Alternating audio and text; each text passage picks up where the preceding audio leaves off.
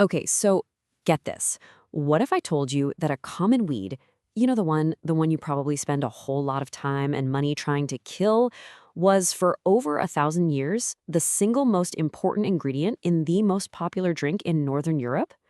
We're talking about a plant that didn't just flavor ale. No, it preserved it made it crystal clear, and it turned it into a medicinal staple that literally sustained entire populations. And this, right here, is the plant's whole identity crisis. To our Saxon ancestors, it was Alehoof, a brewer's absolute treasure. But to us, today, it's Creeping Charlie, the bane of the perfectly manicured lawn. So the real question is, how on earth did a hero become the villain? I mean, the scale of our modern hatred for this plant is just staggering. This war on plants like Creeping Charlie is fueling a global herbicide market worth over $39 billion. We are spending a fortune to eradicate something our ancestors actually cultivated and valued. So in this explainer, we're going to dig in to exactly why that happened. To find the answer, we have to hop in a time machine and go way back to Saxon England. And you've got to forget the modern pub. The real community hub back then was something called the Gill House. It was actually named after the old French word for to ferment. And the humble little herb that made it all possible was Alehoof, also known as gill over the ground. Now, to really get this story, we have to understand something crucial that we've completely forgotten today. Back in the medieval period, ale and beer were two totally different drinks, not even close. Ale was the original. It was a fresh, nutritious drink for everyone, from kids to adults, and it was made with all sorts of herbs. Beer? That was the new kid on the block, a bitter drink that was preserved with a totally different plant, hops. And Alehoof wasn't just in there for a little flavor. No, it was like the Swiss Army knife for the ancient brewer. It did three essential jobs that made the perfect ale, and it did them all from a single plant that you could find anywhere for free. The science behind it is just beautifully simple. A brewer would take the first cloudy liquid, called the wort, and just toss in some alehoof. The natural tannins in the plant would grab onto all the floating proteins, making them heavy. Everything would just sink to the bottom, leaving behind this gorgeous, crystal clear ale. No fancy filters, no weird additives, just a handful of a weed. And the taste? Well, it was nothing like what we think of as beer today. Forget that sharp bitterness of hops. Alehoof created something else entirely. Old sources describe it as having this complex, balsamic earthiness. Think of a savory mix of thyme and sage. It made the ale refreshing, something that woke you up, not something that put you to sleep. So, this is where the plot thickens. We have this plant that clarifies, preserves, and gives a fantastic, unique flavor. It's basically a miracle herb for brewing. So why did it completely disappear? More than that, why was it eventually outlawed? Now, the simple story you might hear is that hops were just a better preservative, but that whole idea kind of falls apart when you realize they literally made it illegal to brew with Alehoof. The real answer, it turns out, has very little to do with brewing science and everything to do with power and money. All right, let's just follow the money.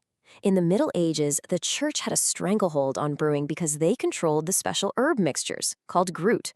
But as the state got more powerful, it wanted a piece of that very profitable pie. The solution? The famous Bavarian purity law of 1516. We're told it was all about keeping beer pure for the consumer, but really, it was an economic weapon that mandated hops and banned everything else. And right here, this is the real motive laid bare.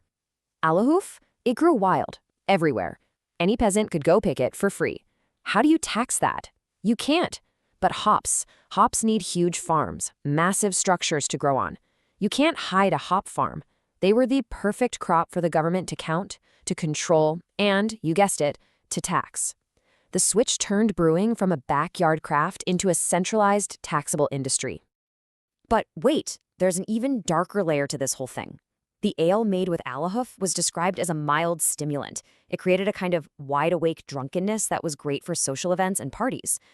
Hops, on the other hand, are in the same plant family as cannabis, and they are potent sedatives.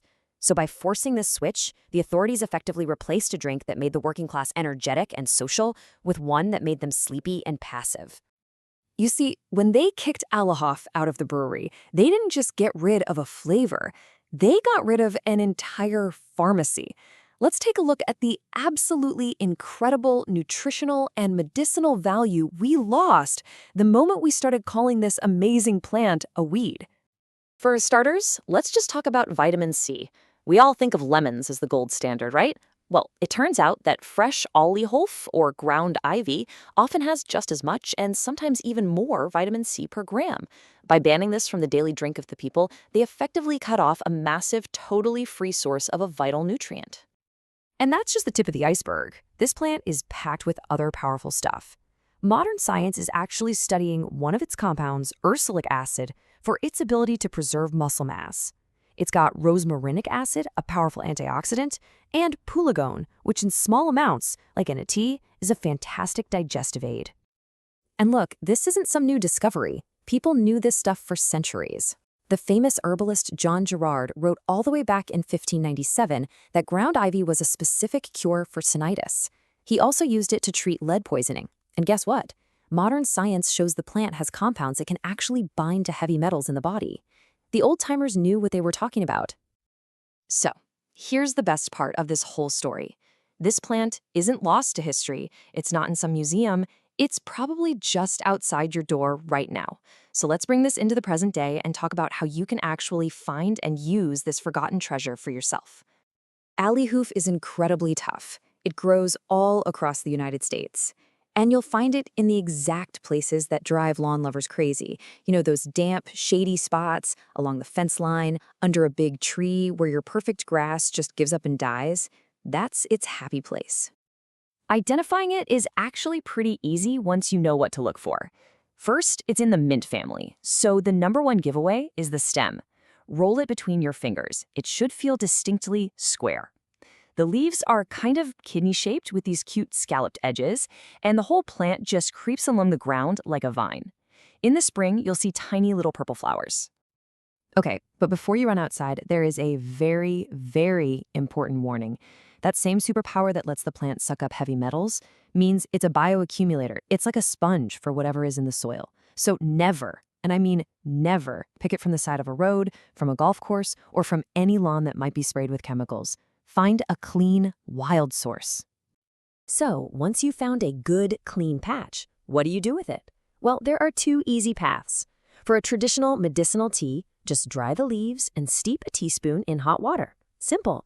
Or, if you really want to connect with history, and you happen to be a home brewer, add about an ounce of the dried herb right at the very end of your boil, let it steep, and you'll get a real taste of the past. When you really boil it all down, the story of Creeping Charlie is about a stolen inheritance.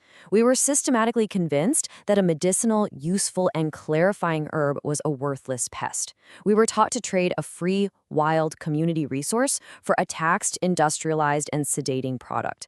We literally traded the Gill House for the liquor store and the Alehoof for a spray bottle of poison. And that really leaves us with one final, big question to think about. If a plant this useful could be so completely turned into a villain for economic and political reasons, what other treasures growing right under our noses have we been taught to despise and destroy?